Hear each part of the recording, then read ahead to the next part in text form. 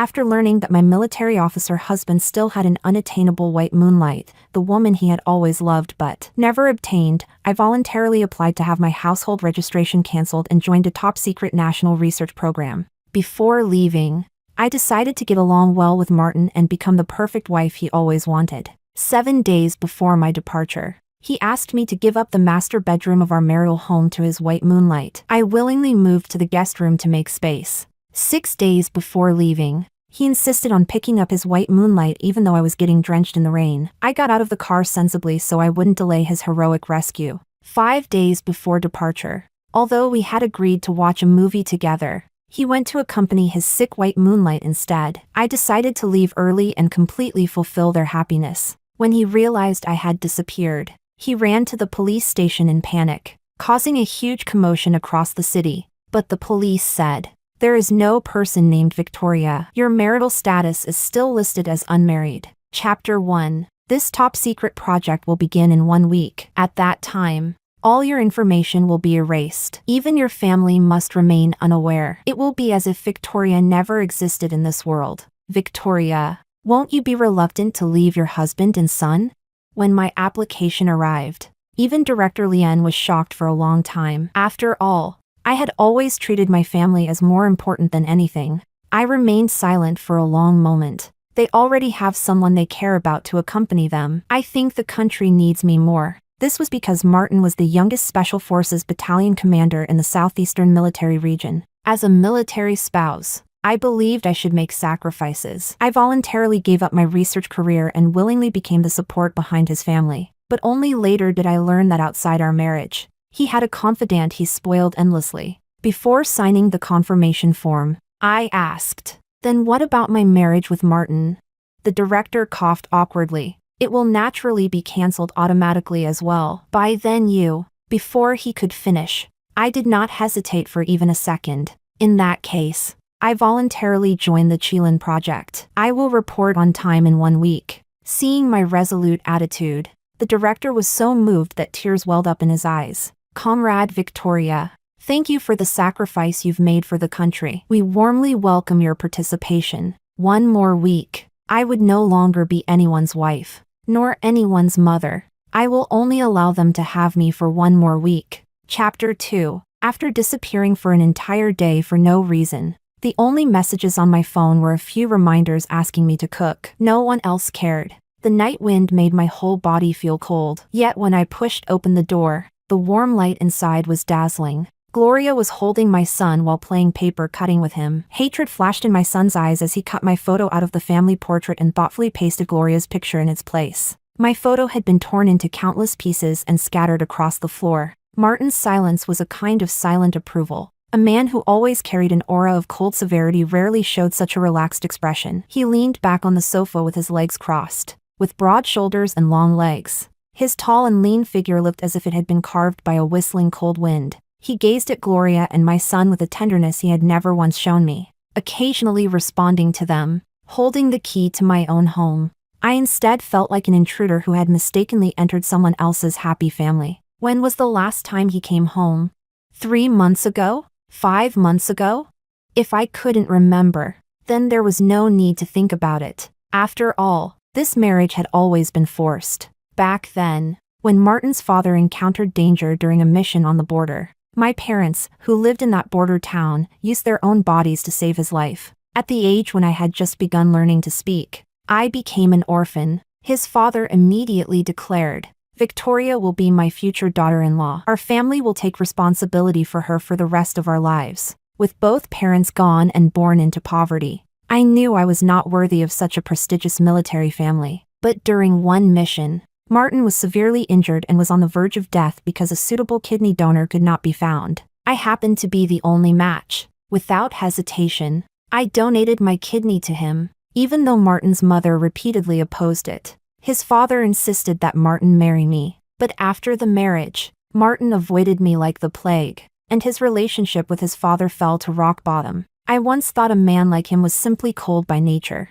but while I endured the painful complications from the surgery in my hospital bed, Martin and Gloria, the military doctor who treated him, gradually fell in love and privately promised themselves to each other. It was my own wishful thinking that led me to donate the kidney and destroy their happiness. Looking at the family portrait that had been forcibly pieced back together, Gloria suddenly showed a trace of sorrow. It's just a pity that even having a family is a luxury for me. During my vacation, I don't even have a place to stay. She had always been good at playing the weak one. Gloria had lost both her parents since childhood. Back then she begged everywhere for help, hoping kind people would sponsor her education. Feeling sympathy for someone in the same situation, I worked part-time jobs to support her through college. That was how she met Martin. Gloria once cried and told me she would definitely repay me one day. Her way of repaying me was to follow Martin to his army unit after graduation, become a military doctor, and stay by his side day and night. In the army,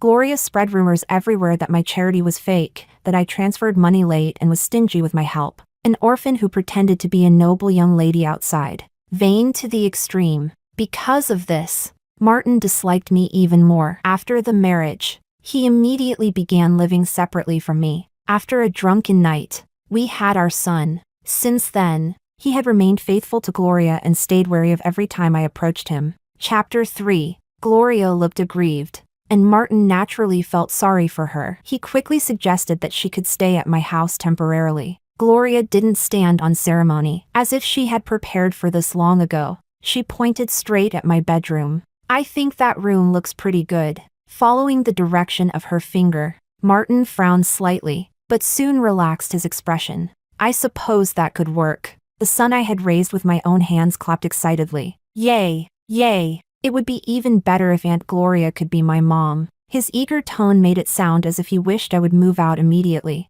Martin smiled faintly, looking both helpless and satisfied as he gently patted our son's head. When I set the key down, it accidentally made a small sound. The warm scene was instantly shattered by my presence. My son quickly covered the family photo on the table, while Martin returned to his usual cold and distant expression. I knew they were waiting for me to explode in anger. After all, I had cried and caused countless scenes before because of Gloria's constant lack of boundaries. To be honest, it was all rather pointless. I withdrew my gaze indifferently, too lazy to care anymore. I poured myself a glass of water and gulped it down in one breath. As if nothing had happened, Martin froze for a moment, then unexpectedly spoke to me first. Are you hungry? I can cook you a bowl of noodles. In the past, if he gave me even the slightest opening, I would eagerly take it, because I had long wanted to eat something he cooked. But I knew very well, those seemingly caring words were only meant to change the subject, because he was afraid I would start picking on Gloria. Originally, I didn't plan to respond, but Martin's gaze was too sharp, as if he would stare straight through me if I ignored him. So I could only answer perfunctorily. I'm not hungry, I just drank enough water. Clearly, Gloria failed to understand Martin's intentions. Filled with jealousy, she stood up. I should go. My son immediately hugged Gloria's leg and burst into loud sobs. Mom is bad. As soon as you came back, you chased Aunt Gloria away. Mom should be the one to leave. I want Aunt Gloria to stay. A lump formed in my chest. Stuck there, unable to move up or down, Martin reluctantly picked up the car keys, clearly unwilling to let Gloria leave. See?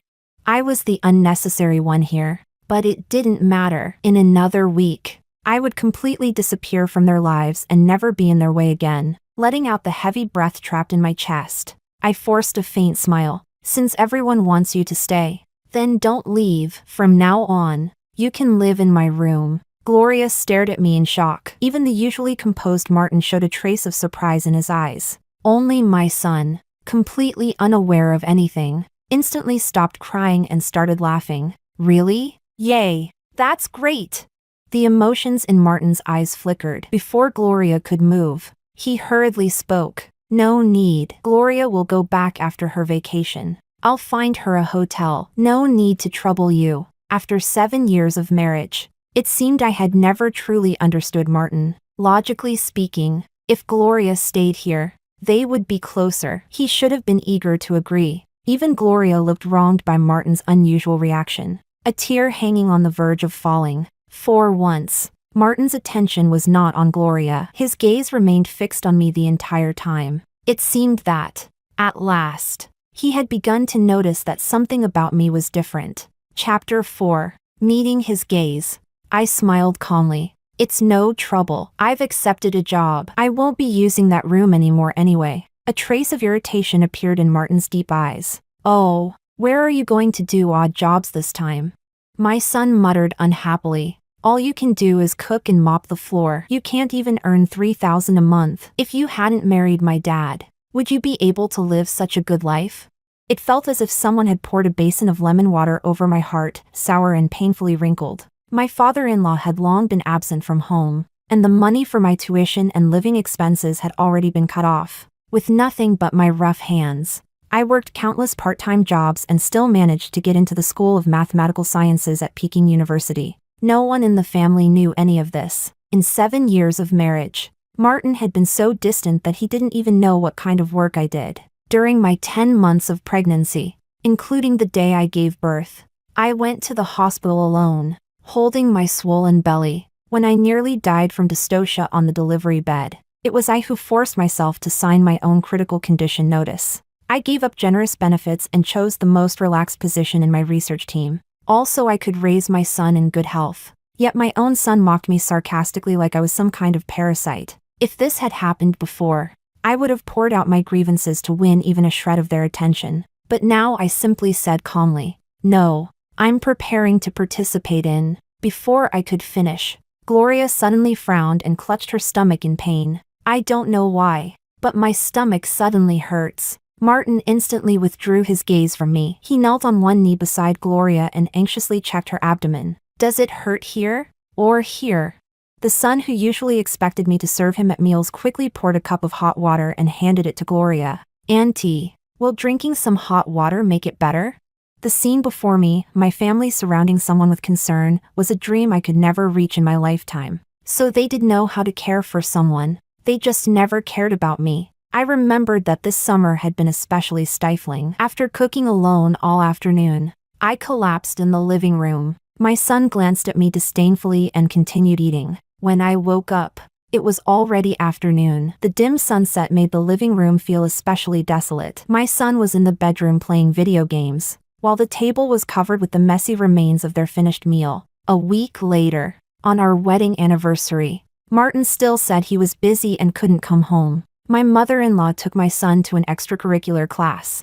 I specially cooked many of Martin's favorite dishes, planning to bring them to the base to surprise him. The security guard told me he had already gone back to accompany his lover. Clearly, that lover was not me. I only learned where Martin had gone from a video on Gloria's social media. At the amusement park, Gloria wore a playful Mickey Mouse headband and held my son tightly in her arms. My son grabbed Martin's hand and kissed Gloria on the cheek. From behind the camera came my mother-in-law's voice. Come on, you two lovebirds. Give each other a hug. Martin pressed his thin lips together hesitantly, but in the end he smiled lightly and pulled Gloria into his arms. Chapter 5. When I arrived at the amusement park, they had just finished playing and were coming out happily. I hid behind a tree, only a few steps away from Martin. Through the phone, I could even hear my son's excited screams and Gloria's sweet laughter. How much I wished that at this moment Martin would tell the truth, that he wouldn't lie. But he said,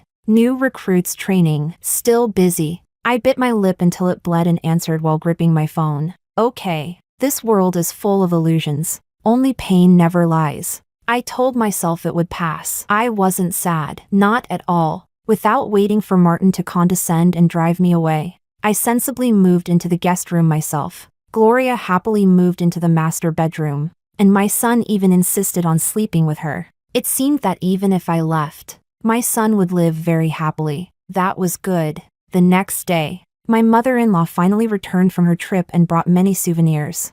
There were gifts for my son, for Martin, and even for Gloria. I stood there awkwardly, wondering how I should thank her later. But after all the gifts were distributed, she merely glared at me with dissatisfaction. Hurry up and cook. While I was traveling, I kept craving your cooking. I can't get used to food outside. Her tone sounded exactly like she was ordering a servant. In fact, that was exactly what I was. Meanwhile, Gloria, an outsider, hugged my mother-in-law like a real daughter-in-law and kissed her cheek. Auntie, you're so kind. My mother-in-law held Gloria's hand and looked more satisfied the longer she looked. In the army, I'll have to rely on you to take good care of my son. When people feel awkward, they tend to look around aimlessly. When I turned my head, I met Martin's gaze, which seemed to carry an unusual emotion. He glanced at my empty hands and slowly walked toward me with a gift. Was he planning to give it to me out of pity?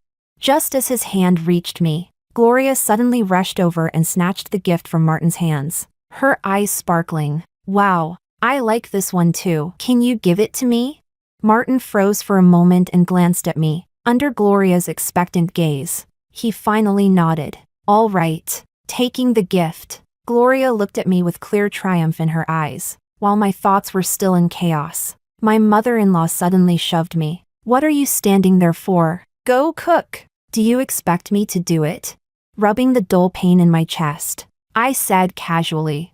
In the days when I'm not here, you'll have to learn to cook for yourselves. My son scoffed, thinking I was pretending. In the future? You talk like you're about to die. In a way, I suppose I am. But looking at their happy family, it seemed my presence or absence made no difference. So let this be the last meal I cook for them. Chapter 6. I skillfully tied on my apron and turned into the kitchen. Gloria followed closely behind, looking extremely eager and virtuous. Sister, let me help you. My mother-in-law immediately pulled her away, her face full of reproach. You're a military doctor, a person who serves the country, not someone born to spend your life waiting on others. After saying that, she shot me a sideways glance. I knew she was mocking me for being inferior to Gloria. If she helped, all three of us would end up unhappy. Why should I make things unpleasant for myself?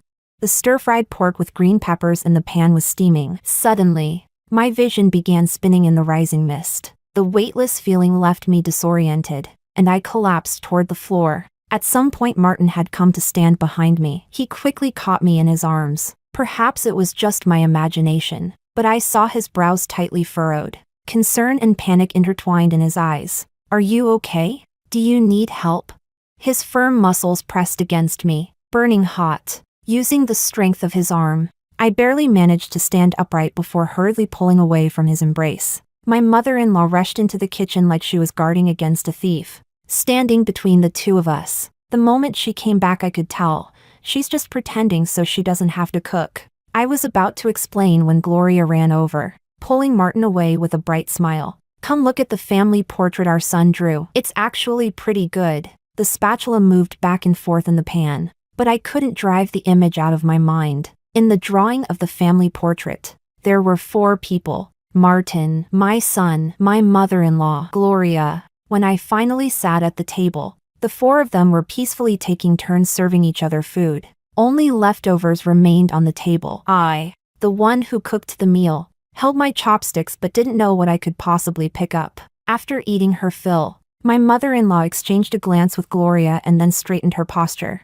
Victoria, there are some things I need to make clear to you. She took out 2 items. One was the divorce agreement between Martin and me. The other was a bank card containing 10,000. You know very well that you and my son are worlds apart. Your job is nothing worth mentioning. Now my son has found his true love. My grandson doesn't like you either, and I've long been dissatisfied with you. By the time she finished speaking, I already understood everything. I turned to look at Martin. His eyes were lowered, and beneath his long lashes no clear emotion could be seen. My heart sank completely. The Chilean project was about to begin. It was time to settle everything. I put down my chopsticks. Coincidentally, I also have something to say to all of you. Chapter 7. My mother-in-law immediately raised her hand to stop me impatiently. There's no need for those clingy words of yours. Let me speak first. She pushed the divorce agreement and the bank card toward me. Back then, your parents risked their lives to save Martin's father. We were grateful, but we raised you like a treasure in the palm of our hands. That debt has long been repaid. Donating your kidney to my son was your own choice. It doesn't count as a sacrifice. Besides, my son even wronged himself by marrying you. We're not asking you to repay us. We're only asking you to let my son go. If that's not enough, I'll kneel to you. As she said this, she made a move to kneel, determined to force me to sign the divorce papers. I exposed her act without mercy. There's no need to put on a show. I'll sign. Under Martin's slowly widening eyes, I picked up the pen without hesitation. The moment I signed my name, I actually felt relieved. At last, I no longer had to bear the blame of betraying the marriage. At last, it was over. My son raised both hands in excitement, cheering happily. Yay, I can finally get a new mom. Gloria was thrilled, forgetting all restraint. She immediately tried to take Martin's hand, ready to fly off together with him. This divorce can't happen. Martin turned sideways and deliberately avoided Gloria's touch. He reached over and snatched the divorce agreement from my hand. Under everyone's shocked gazes, the document warped in his grip, tore apart, and scattered into pieces all over the room. Martin, what are you doing? Gloria's face flushed bright red, covering her face. She ran toward the bedroom. My mother-in-law slammed the table angrily. Have you lost your mind? Isn't this what you've always wanted? Martin's face darkened after a long silence. He explained, my career is on the rise right now. If I get divorced, what will my superiors think of me? What will they think of Gloria?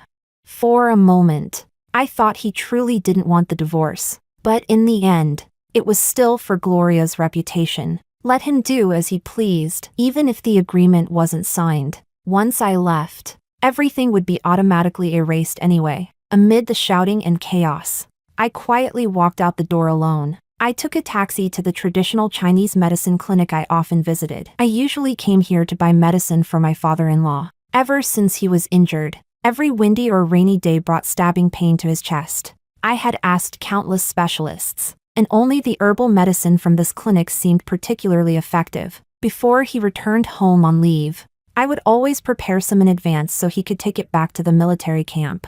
Every time, he would gently pat my head with affection, his eyes filled with warmth. Victoria, what would this family do without you?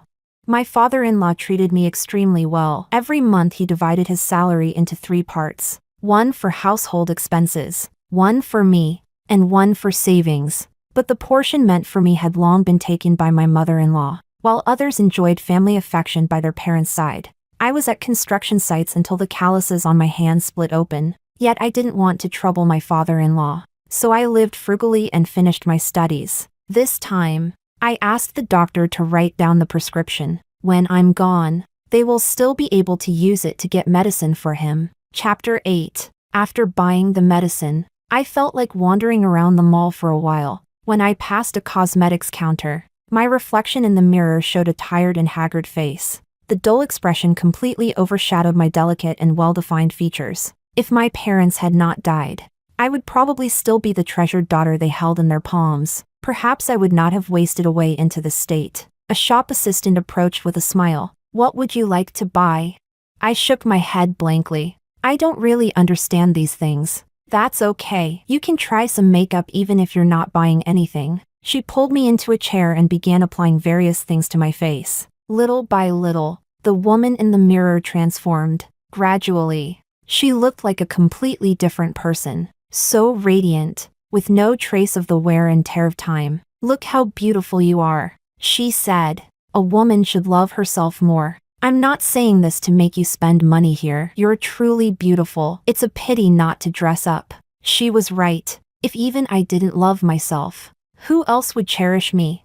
Not wanting her efforts to go to waste, I bought a lipstick before leaving. The clothes I wore had been the same ones for years. Since I would soon go somewhere new for work, I should buy some new clothes. After changing into fashionable outfits, I barely recognized the person in the mirror. My mood lifted considerably. With several bags in hand, I walked out of the mall. The sky looked heavy and dark. The clouds overhead were dense and close, like smoke gathering before a storm. People bustled through the streets, some laughing, some hurrying along. Perhaps Martin was simply too striking. Among the crowd, my eyes immediately locked onto him. He wore a black trench coat, standing upright beside his car with a cigarette between his fingers. Just standing there, he easily drew the attention of many passers-by. When he first saw me, he hesitated for a long time before recognizing me. The man who had seemed so aloof moments earlier quickly crushed his cigarette underfoot. I saw that it was about to rain,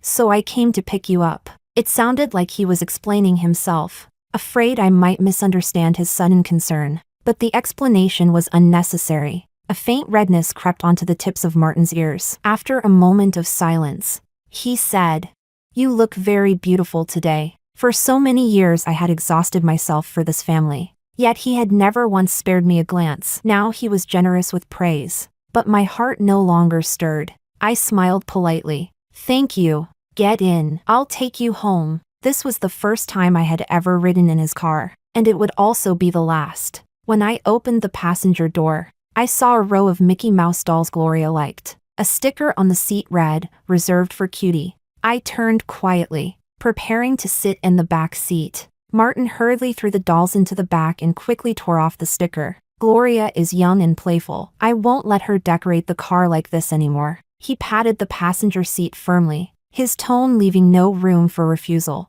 "Sit here." Chapter 9. I didn't plan to argue further, so I bent down and sat in the seat. Just as I settled in, he suddenly leaned over, his arm crossed in front of my chest, half enclosing me in his embrace. The faint smell of tobacco drifted closer as he reached for the seatbelt at my waist. Whether from nervousness or something else, I could clearly feel his body trembling. For a long time, he couldn't align the buckle. I sighed and took it from him, fastening it myself. "I can do it." He responded faintly. The rain came suddenly, pouring down in heavy sheets, and the streets outside quickly blurred. I had never sat alone with him in such an enclosed space before. I could even smell the crisp scent on him, carrying the stern and disciplined aura unique to soldiers. From time to time he turned to glance at me. Finally, he couldn't bear the silence and spoke first. "What did you buy?" Only then did I realize I was still holding the medicine in my arms. I placed it down. "Oh, some traditional medicine for your father. And this is the prescription. I'll put it in the armrest compartment. From now on, you can handle buying the medicine." The car suddenly braked sharply. Martin stared straight ahead, gripping the steering wheel tightly with both hands. His voice sounded hoarse. "Why does it sound like you're leaving last words? Disappearing from this world, in a way." It was. "Actually, you don't have to work so hard. You can tell me. Let me share the burden." He turned to look at me. His deep gaze was both clear and unfathomable. "Share my burden?" The rain must be too loud. I must have heard wrong. "Victoria." I responded lightly. "Let's talk." But I had nothing left to say. I didn't answer him. I leaned my head against the window and closed my eyes to rest. The loud rain only amplified the silence between us. I was awakened by the ringing of Martin's phone. Even through the screen, I could hear Gloria's noisy voice. "It's raining so heavily. I'm stuck here. What should I do? I'm going to get soaked and catch a cold." Out of the corner of my eye, I noticed Martin glancing at me as well, checking whether I was awake. "I'm not available right now. Just take a taxi." "I can't. There are no taxis at all. Forget it. I'll just get soaked." After hanging up, Martin looked restless. He even accidentally ran a red light. I certainly didn't want to die in his car before I could dedicate myself to the country. So I finally broke the silence. "It's fine. You can drop me here and go pick her up. It's not far from home anyway. I can walk back myself." In this heavy rain, Martin looked conflicted, but eventually made a decision. "How about this? There's a bus stop up ahead. Wait there for me. I'll come back to pick you up in a while." The moment I closed the car door, the vehicle sped away, disappearing into the curtain of rain. I didn't turn back to look again. Instead, I ran to a nearby convenience store, bought an umbrella, and walked home alone. "See? I can take care of myself just fine." Chapter 10. After returning home, I began packing my luggage. It seemed I didn't even need a week. I could leave right now. However, after walking around the house, I realized that everything here carried traces of them. As for things that belonged to me, it seemed there was nothing. Finally, at the bottom of a cabinet, inside several layers of plastic bags, I found my marriage certificate with Martin. It showed how much I had treasured it back then. In the photo, I was smiling foolishly, while Martin wore a gloomy expression. Even our only memory looked unpleasant. The family photo that included me had already been torn apart by my son. I lit a lighter and watched as the photo of Martin and me on the marriage certificate slowly turned to ashes in the flames. From now on, Even when they thought of me, they would not be able to find a single trace of my existence. It would be easier for both of us. Soon, I heard movement in the living room, mixed with Gloria's soft, coquettish voice. "You're so good to me. You always appear by my side the moment I need you."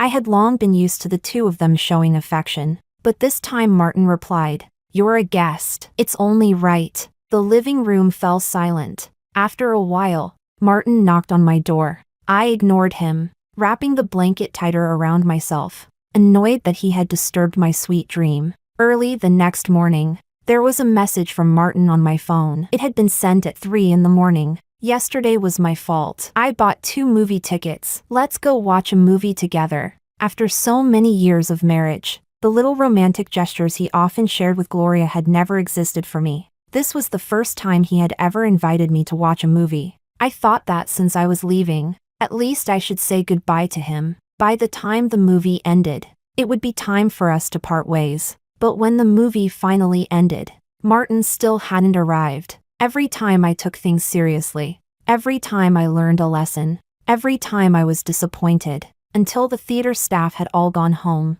Martin finally sent a message. "Gloria got caught in the rain yesterday and got sick today. I'm at the hospital with her. Tomorrow, I'll take a couple more days off and spend some time with you." But we had no tomorrow. Whenever Gloria appeared, he would always choose her without hesitation. Even this time, when he was the one who had invited me, I had long expected this scene, so I had already informed the director to come pick me up in advance. Chapter 11. When I returned home, no one was there. They had all gone to the hospital to accompany Gloria. The word goodbye was never spoken. I didn't take anything with me. I only changed into the new clothes I had bought and tidied myself up carefully. The car slowly approached, and the director came forward to greet me with a troubled expression. As if reluctant, he asked, "Victoria, I'll give you one last chance. Are you certain you want to completely cut ties with your family and devote your life to scientific research?" I had already made this choice in my previous life. Back then, I chose my family and became a housewife without regret. As the years passed, Martin grew more and more annoyed with me. When my body finally collapsed under the burden of life, my mother-in-law forced me to divorce, and my son also despised me for being useless. I watched helplessly as Martin and Gloria ended up together, angered to the point of coughing blood. When I was lying in bed with only one breath left, Martin held a grand wedding and married Gloria. My son looked at me with ridicule and disdain. "You should have died long ago. You delayed my dad and auntie for so many years." After my death, my father-in-law, who had been kept in the dark for a long time, vomited blood and anger and died in front of my small grave. In this life, I will never repeat the same mistake. "Martin, this time, I am the one who doesn't want you anymore." I looked firmly at the director. "Please trust my determination. I will devote my entire life to the country, without regret." The director's eyes grew moist as he held my hand. "Comrade Victoria, no. Your code name now is Red Eagle. Welcome to the Qilin Project and to our team." The moment I got into the car, I became someone from a completely different world from them. The car drove for a long time, passing through brightly lit skyscrapers, through bustling crowds, past mountains, past streams, until finally disappearing deep into the mountains. From this moment on, we would part ways peacefully, each living our own life, never disturbing the other again. Chapter 12. The whole family had been busy taking care of Gloria. By the time they returned home, it was already the evening several days later. In the past, I would always wait for them to come back, with steaming hot meals prepared. This time, my mother-in-law knocked on the door for quite a while, but no one answered. She cursed angrily. "That lazy woman, sleeping so early. I've been knocking forever and she still won't open the door." The few of them stomped their feet outside in the cold, and after a long wait a locksmith finally arrived. When the door was opened, the house was cold and empty. Everything looked exactly the same as when they had left. The unwashed bowls and chopsticks lay quietly in the sink, already covered with a layer of mold. My son cried out hungrily. "Why didn't Mom cook? I don't want takeout anymore. I want Mom's food." My mother-in-law felt distressed and started scolding again. "Where the hell did Victoria go? Not even cooking dinner. She's really gone too far." A faint sense of unease rose in Martin's heart. He wiped the dust from the windowsill with his fingertip. It was obvious no one had been home for days. A wave of fear wrapped around him like the deepening night. Only then did he remember. I promised to watch a movie with her. I forgot. Could she be angry? He searched the house several times, even checking the storage room, but still couldn't find any trace of me. Gloria poked her fingers together with a pitiful expression. Could it be that sister got angry because you were all with me and ran away from home? My mother-in-law opened a drawer and threw my ID card onto the table, speaking confidently. Her documents are all here. How could she run away? Does she even have that ability? Besides, she doesn't even have a family to go back to. Where could she go?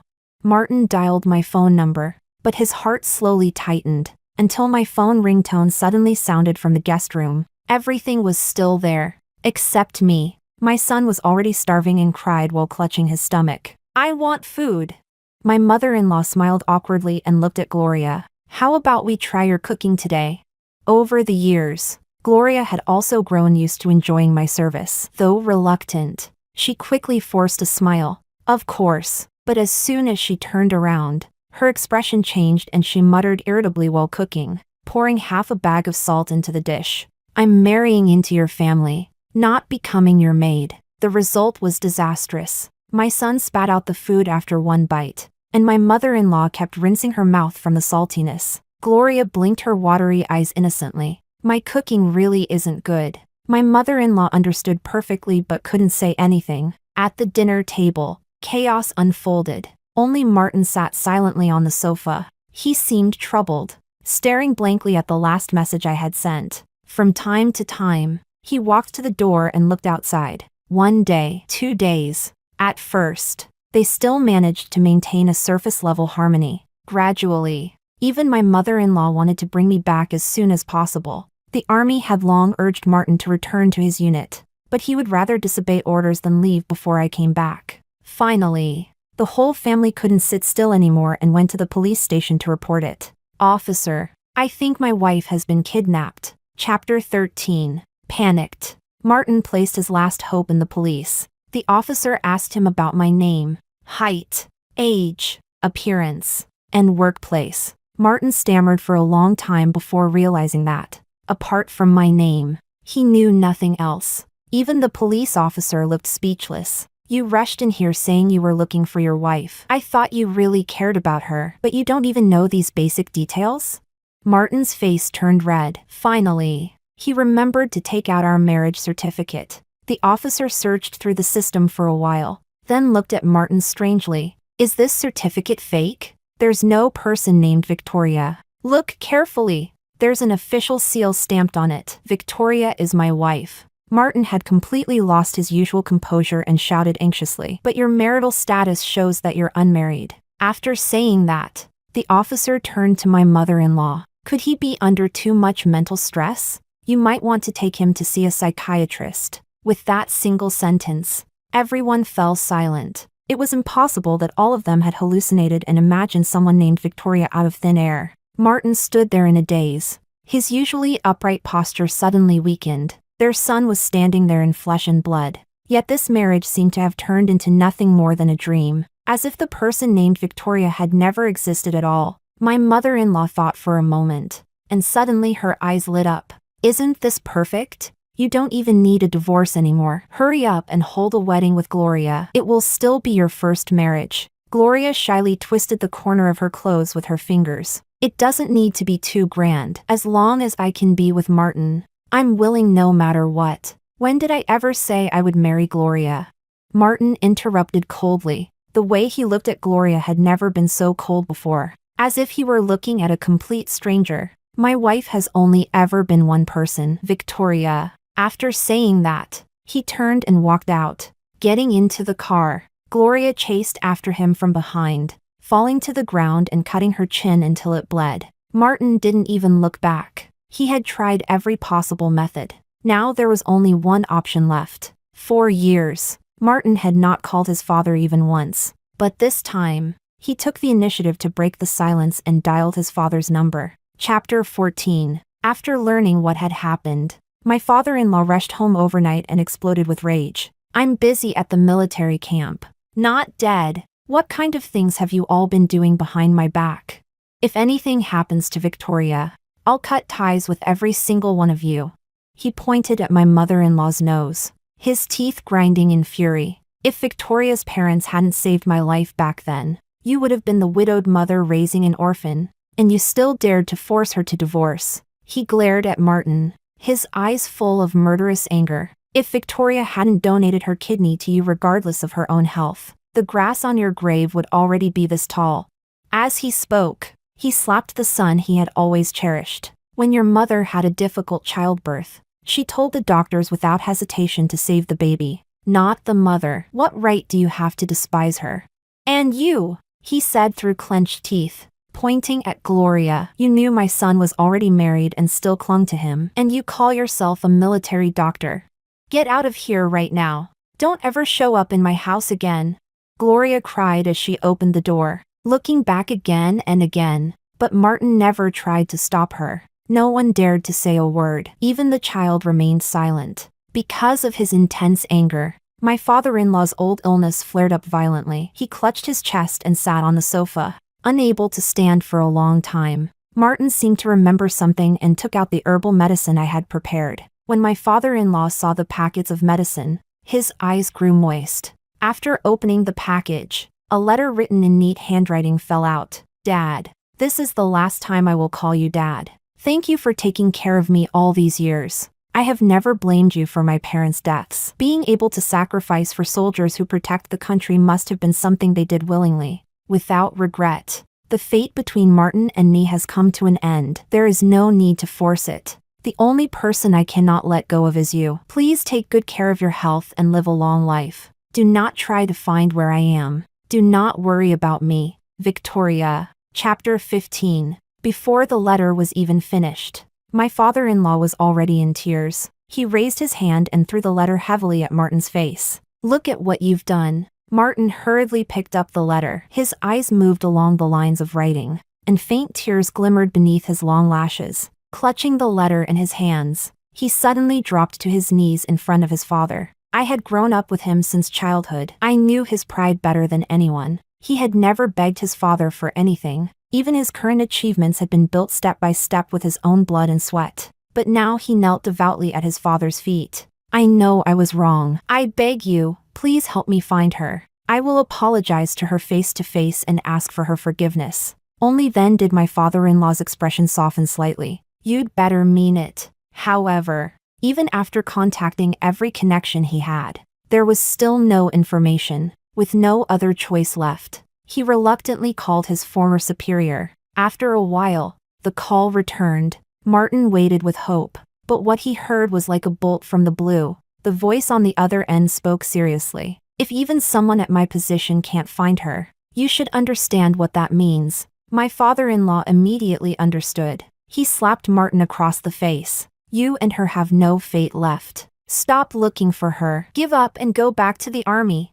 But Martin still refused to believe it. He couldn't believe that someone who had loved him so deeply could truly leave him forever. He searched the house for any trace I had left behind. Finally, in the storage room, he found an abandoned delivery box filled with documents. Inside were my Peking University admission letter, my gold medal in the mathematical Olympiad, and numerous international competition certificates. The woman he had always looked down upon had actually been so outstanding. I had abandoned all the honors that once shone around me and devoted myself wholeheartedly to taking care of this family. And in the end, it was he who had personally pushed me toward a distance he could never reach again. Chapter 16. 5 years later, the base was infiltrated by spies, and several researchers died mysteriously. The organization dispatched the most elite Special Forces unit to assist in our evacuation. Even though I tried my best to appear calm, Martin's gaze still pierced through the crowd and easily locked onto me. A pair of strong hands suddenly seized me, tightening their grip.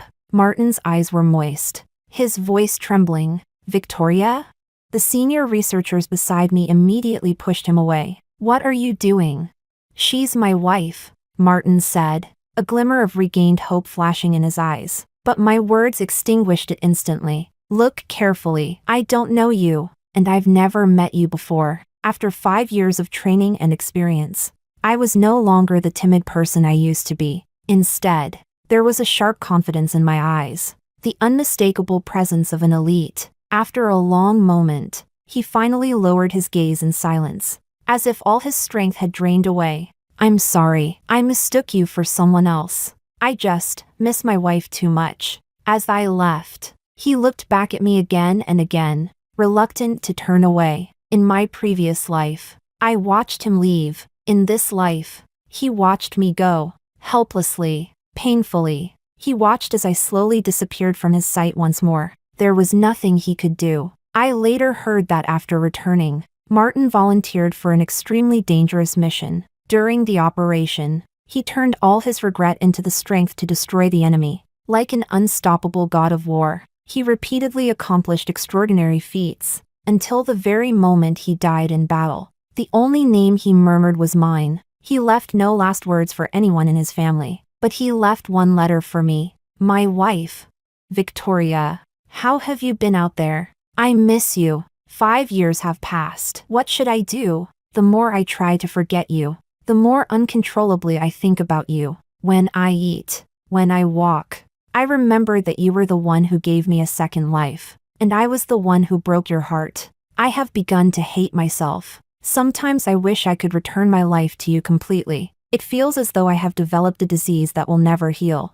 I hear you, see you, imagine you in every memory we once had, and I refuse to wake up. When I saw you again, for a moment I thanked heaven for returning you to me. But when you refused to recognize me, I finally understood. What was once lost can never be repaired. Perhaps only death can end everything. I'm not someone who knows how to write a will. Dying for my country has always been my destiny. When you read this letter, I suppose I will already have turned into dust. Maybe I will become a star in the sky, or perhaps just a piece of data in your computer. But I will always watch over you. Your husband, Martin. Chapter 17. After finishing the letter, I lit my lighter and set it on fire. I watched it slowly turn to ashes, just like the pieces of my past that I had chosen to let go. I respected his bravery in sacrificing his life for the country, but as the man who had once been my husband, I would never forgive him. Later, I learned that after I left, Martin completely cut off all contact with Gloria. Gloria originally tried to cling to him by using their son as leverage, but Martin was so resolute that he even gave up the child. For 5 years straight, he never left the army even once. Later, Gloria was expelled from the military after committing a serious mistake. With that stain on her record, no workplace was willing to hire her. In the end, she had no choice but to return to her hometown. She had hoped to marry a wealthy local man, but he turned out to be a drunkard. Gloria was beaten black and blue almost every day. My son grew much more mature. Whenever he spoke about his mother, his words were filled with guilt and regret. At Martin's funeral, my mother-in-law cried until she fainted. At the hospital, she was diagnosed with paralysis from a stroke. But none of this had anything to do with me anymore. I lowered my head and continued calculating my data, immersed in the world that belonged to me. From then on, I would devote my small heart to my country and offer my years to the mountains and rivers of my homeland.